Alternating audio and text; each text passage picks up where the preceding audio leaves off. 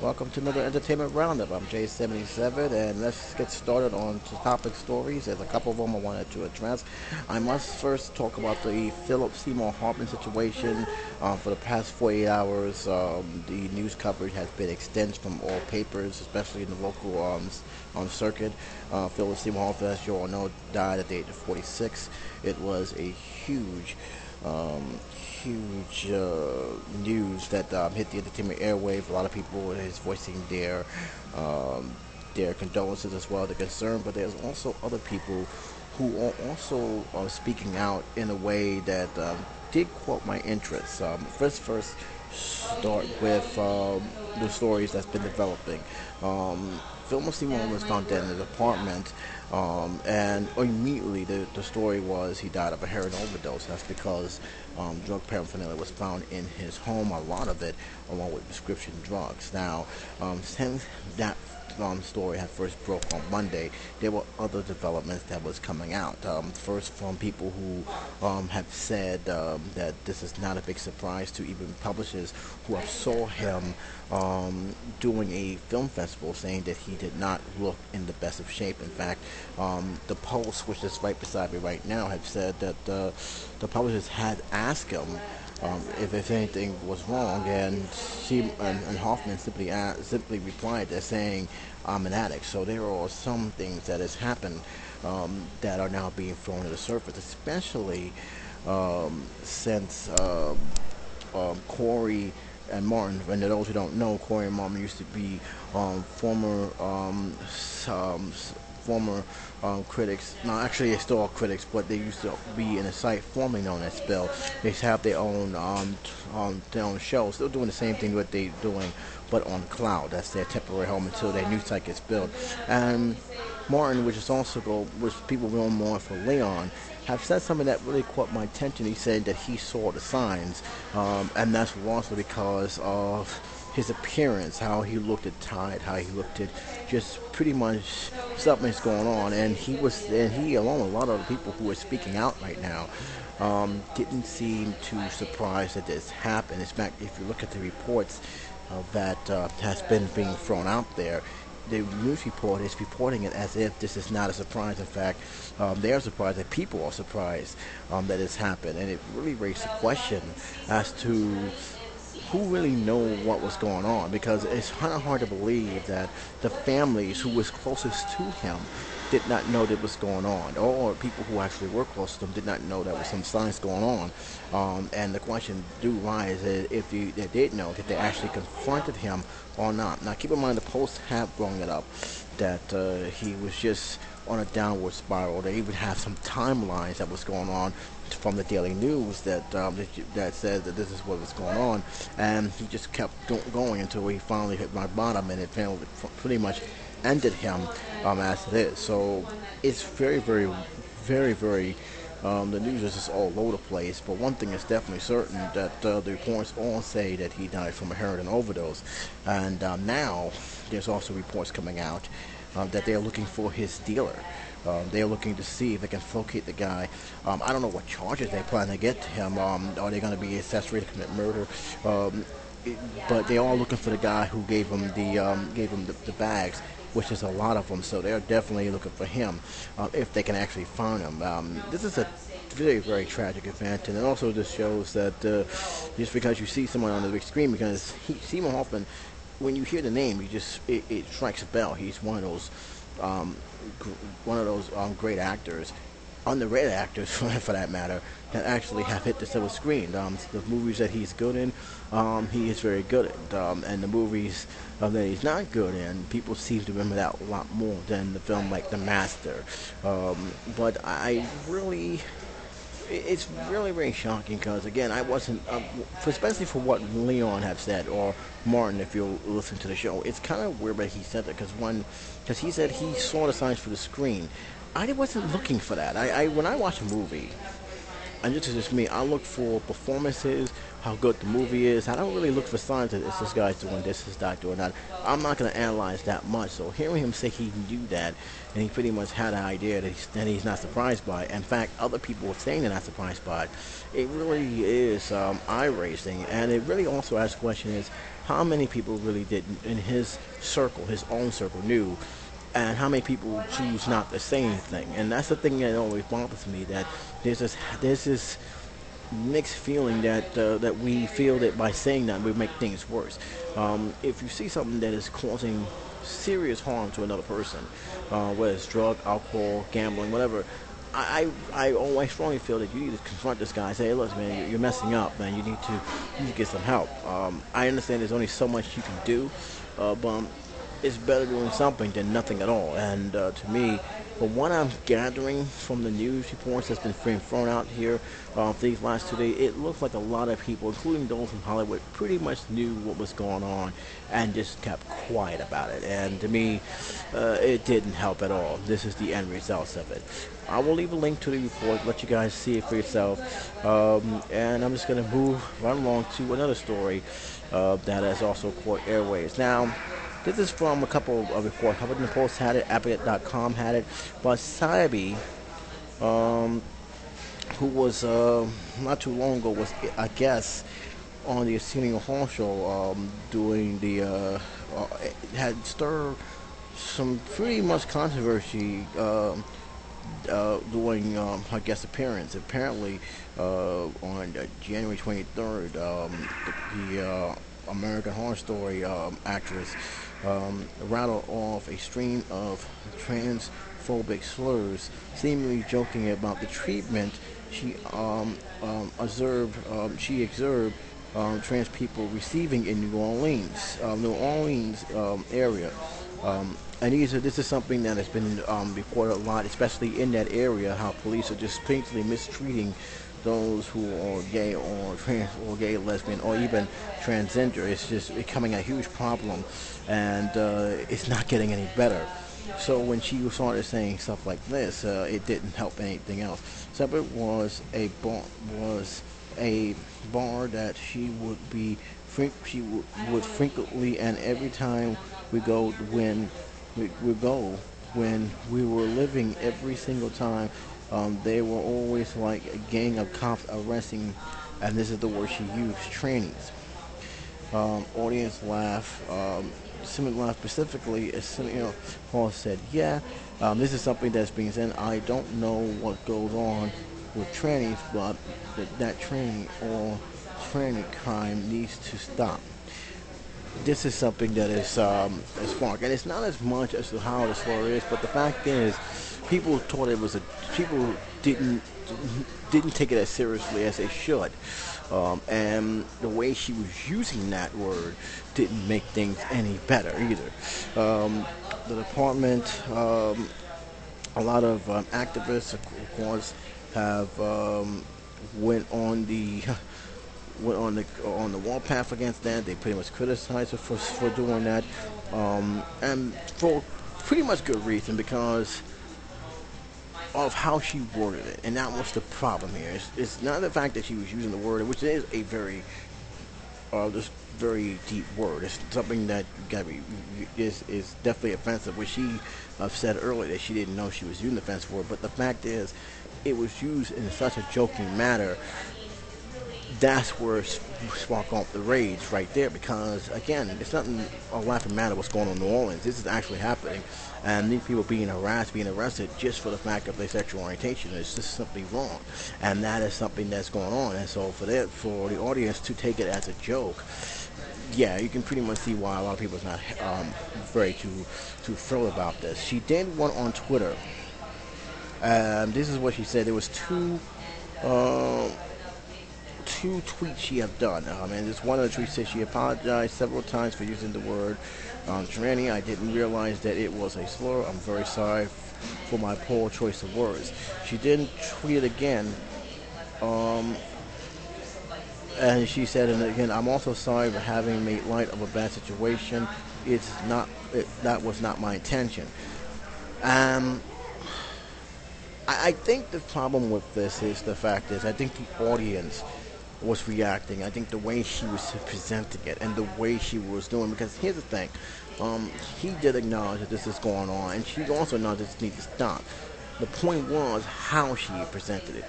She wasn't like fire and brimstone, but I think that was the biggest issue. And again, I do believe that she didn't know that was actually a offensive slur. Honestly, when I heard it myself, I was like, what's the big deal here? But the point was, it was more of the fact that people didn't take it, what she was saying, seriously, and took it as a joke. And the fact that she was laughing, that was pretty much the wrong situation. Now, I did say here, this is something very important. In 2011, the Justice Department investigated the complaint against the New Orleans Police Department. Transgender woman complained that the New Orleans Police Department inappropriately targeted and arrested them for prostituting, sometimes for fabricating evidence and soliciting for compensation. Moreover, transgender residents reports the officers are likely or like lawyers because the gender identity to change them under the state crimes against nature statute. Now, this is something that is happening. I am going to talk a little further about that, but for now, let me just continue. The report continued. Community members told us they believe some officers evaluate being African American and transgender with being a prostitute, and this is something that's been going on. So this is a very serious situation, and this is something that really needs to be looked at and needs to be nipped in the bud, especially because you can't just arrest people for that. But the point was, who I think she was trying to bring this to a lot of attention, just did it the wrong way, and it just backfired. I don't think that was ever her intention. Again, this was originally brought by the Huffington Post. I will leave a link to the other article because it does have her words as well as Cindy Hall show words, and that way you guys can look at it and you ask yourself, do you think this was something she intentionally done or that you not done? I'd like to hear your opinion on that, and until then, I'm going to move right on to the third story of the day, and that is something that is just, I don't get people. I really don't. You guys, people out there have nothing better to do to harass people online, and, you know, it's just mind-boggling. And, yeah, this is about bullying, it's about harassment, and it's involved a young star of a TV show which is scheduled to end its run after 4 seasons this February, and it's disturbing because when you read the story, you're just wondering what are these people thinking, and this is the kind of stuff that gives Congress the fuel to actually bring regulations that can do more harm to the internet than good. But I'm gonna read this to you guys, and I want you to keep in mind about the age here, because I'm gonna leave that later. It says the dangers that accompany fame knows no age limit. That is right. The star from Good Luck Charlie, Maria Talaico, has received threatening and harassing messages, including death threats from an unknown individual. It was reported that these messages, which by the way is being monitored completely by Mother, has pretty much goes by saying the following: "Go kill yourself. You deserve to die." To sending a picture of our own head in it. Yes, kill you, stupid, and you pretty much can get the rest from there. Now, here's the reason why this is more disturbing. The star who's getting these threatening messages is only 5 years old, which to me just really, guys, you got nothing better to do than to pick on a 5-year-old kid online. Now, it's also been reported that the LAPD, a threat management unit, which I didn't even know they had in Los Angeles, is taking their message very seriously, beginning a full investigation to locate the suspect. Now, I don't know how much success they're going to have because, like I said, online, it could be anywhere. It could be in New York, New Jersey, Texas, Vermont, British, London, Wales, Africa, Australia. It could be anywhere. So they really for them to actually the chances of them actually find the guy or guys or because it could be more than one is pretty much a slim shot. It can't. It's not a possibility because I've seen if they put their mind together, they can actually track them down. But it's a slim shot because again, this is a troll. It's probably a fake account. So unless they're gonna actually make that call, highly unlikely they're gonna probably find them. But the point is, why would someone even do this? This doesn't even make no sense. Why threaten a 5-year-old? What the hell does that merit? What justification is that? There is none. All right. And speaking of which, and I'm pretty much sure this is Disney's. This is under the Disney contract that most of their stars have to have a certain social website account. That's for pretty much for promotion purposes. That is something that I pretty much know that most stars who have contracts have to have some kind of account, which they're all compensated for every hit, every tweet they make, or every tweet they get.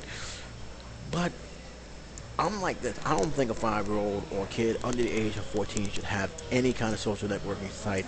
I don't believe in that at all. I think that that is you're putting way too much risk on someone, on a person who is simply obviously not ready, especially dealing with the nonsense that obviously she has got to deal with.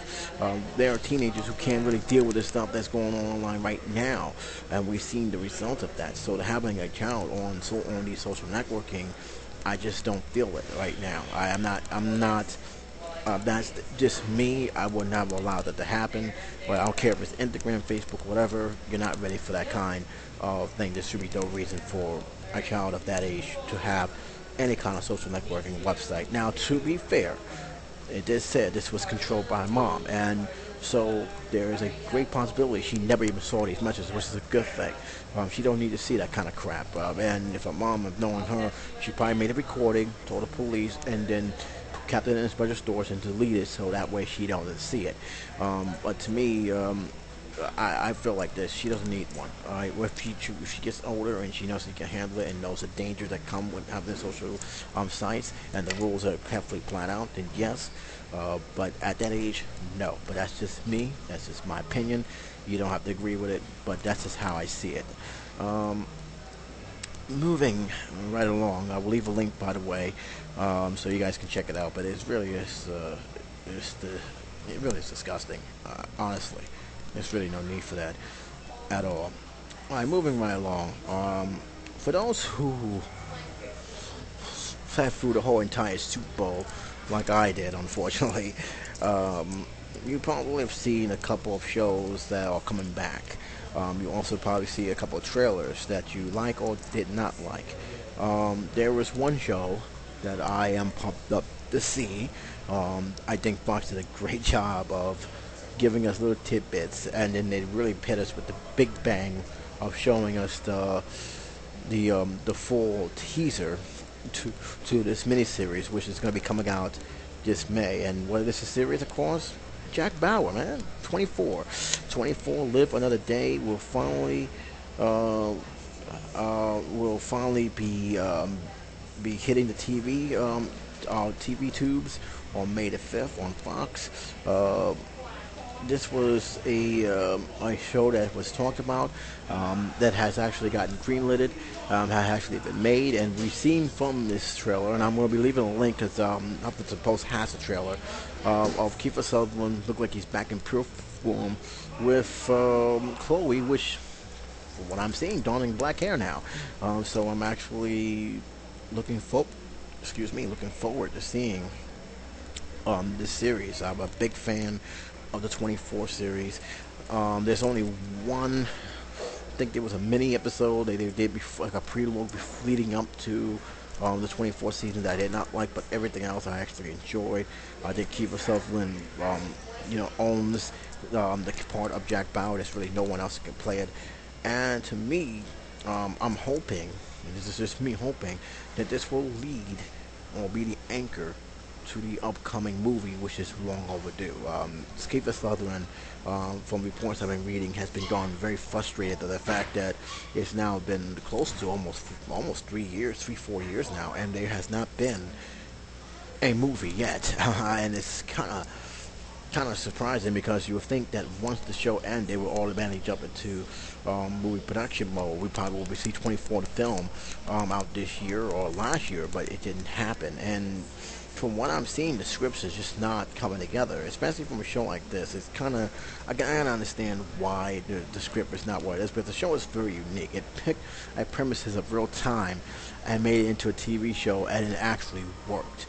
So to see that being done in the movies, unless you're gonna do like a Die Hard scenario where the incident happens in that one particular day, which is the same thing, and do it where it runs better with the movie, then I can see how the film would not match well, other than doing it the way Die Hard have done it. But I'm still looking for the film, and I'm hoping that this will be a success. It should be a success. A lot of people who saw the trailer was pumped up. They was like, "Yes, finally, I can get to see another 24." I was waiting too long for this. I was waiting too long for it, so I'm actually kind of happy that this show is going to be hit the ground. Now, keep in mind, it's not a full season; it's a mini series, so the changing is going to be a little bit different, but the concept is still the same. You see Jack Bauer tearing it up. That's all you want to see, and it does look like that Chloe is going to play a very big role into this series. I'm kind of curious on how big a role it is, because there was always hinting that she has some kind of infinite crush on Jack. Even the character who plays her, the actress who plays her, Mary Lynch Rebook, I hope I'm saying her last name right, has said that she actually does have this thing with Jack, but doesn't know how to say it. It also may explain why she'd always have no problem helping her. So you can't have Jack without Chloe, and I'm glad that those two will be making a comeback in the series. So I'm gonna leave you a link to the article. You guys can check it out yourself. Yeah, that's pretty much all I got to say about that. Now, before I go, before I finish this up, I might as well talk about it. I was debating whether or not to bring it up, but it is a story that I actually find it very cute, and find it very funny, because it did remind me of another star who did it. They actually even mentioned it in the article, but it involved my favorite X-Man, Patrick Stewart, Professor Xavier, doing push-ups. It's a kind of funny picture. It's hilarious. But it's a cute picture. I actually like it, and it's just basically it's nothing too much to say about. But I'm gonna leave on a high note, because most of the story I talked about was pretty much negative, with the exception of 24. But it basically said that there's a picture going around of him doing a one-arm push-up.